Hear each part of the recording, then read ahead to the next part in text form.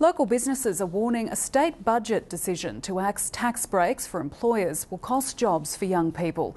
But the Treasurer says the payroll tax exemption was too broad and didn't provide enough bang for buck.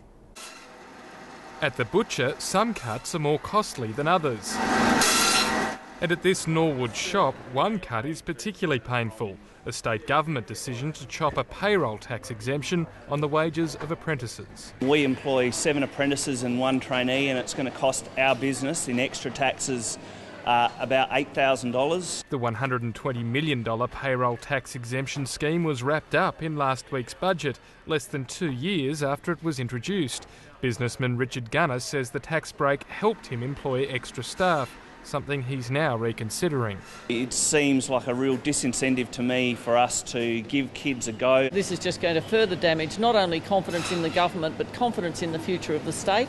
But rather than taking the knife to jobs, the Treasurer argues he's simply cutting the government's cloth. He argues fast food chains were amongst the biggest beneficiaries of the payroll tax break.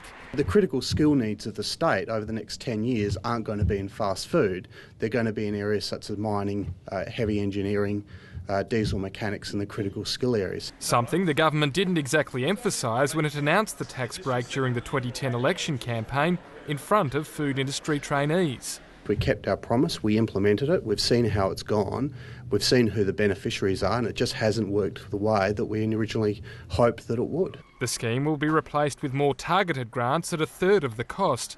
The government is also cutting loose some extra River Murray water it bought at the height of the drought.